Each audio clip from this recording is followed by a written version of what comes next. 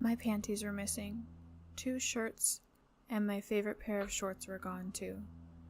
I bit my bottom lip as I stared down at my drawer, not daring to turn my gaze out the window where I could see the barn.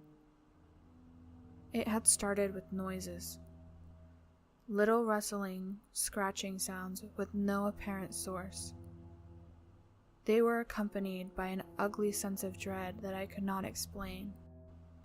I avoided the barn whenever my chores did not take me there. "It's just rats," my father had said. "If that stupid barn cat hadn't wandered off, there wouldn't be a problem." Had the barn cat wandered off? I had a sick feeling that something might have happened to it. And last night, there had been lights in the barn windows, faint and flickering, but unmistakably there. Nervously, I walked to my father's room and knocked gently on the door. "Somebody better be dead," came the response. My breath caught in my chest and hung there. There was a loud grumbling noise, followed by, "Come in."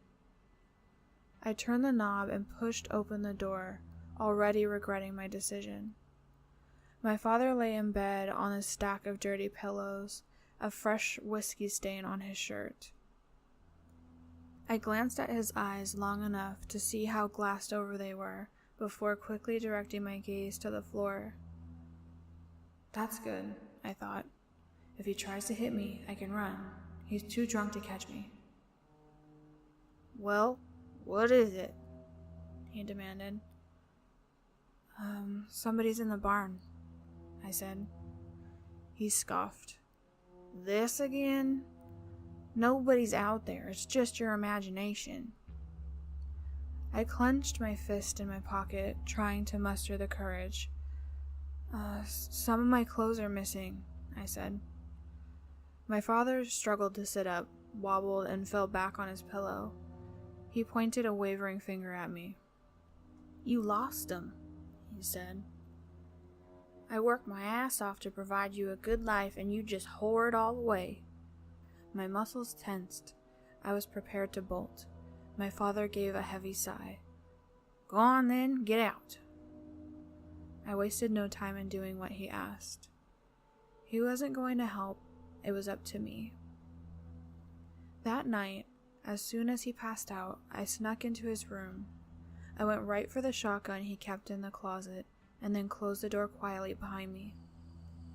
The moonlight shone silver on the grass as I stalked across the cold, hard ground on the way to the barn.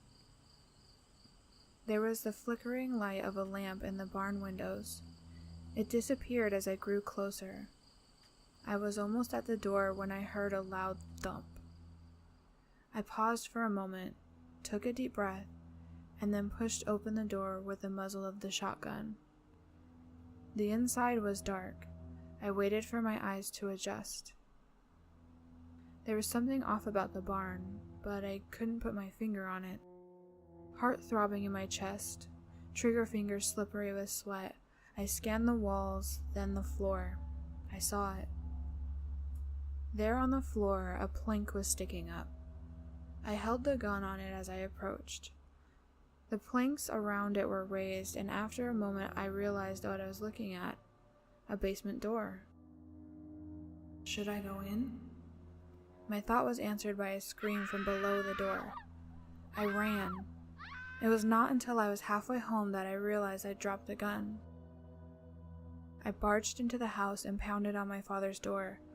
I knew he'd beat me, but that was all he would do. I didn't know about whoever was in the barn.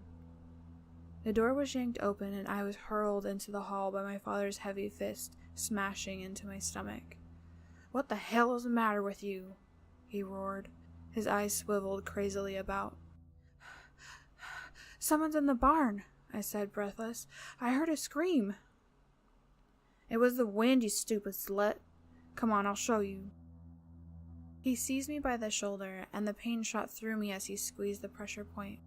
He grabbed a flashlight from atop his wardrobe. I cried and clawed at him frantically as he dragged me to the barn. flashlight beam dancing wildly across the frozen, dead grass as we went. He shoved the barn door open. "You see, you stupid little girl, there's no..." There was a deafening noise and a flash of light, and my father's hand went slack as he toppled over to the ground, his chest pulsing blood from the shotgun wound. I collapsed on the ground, ears ringing, and waited to die, but the shot didn't come. After what felt like hours, I opened my eyes. The trap door had been flung open, a yawning mouth to a basement I didn't know existed until now. I picked up the flashlight that had rolled from my father's limp fingers.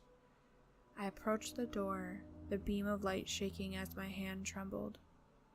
I shone the light down into the dark recess and threw up. There's nothing down there except an old mattress and a metal pole to which a woman was handcuffed. She was soaked in blood. Her throat was gashed so deeply that I could see white bone peeking through. Later, I would find out her identity. A girl had gone missing in our town 3 months prior. For now, though, I was only focused on one thing. She was wearing my missing clothes.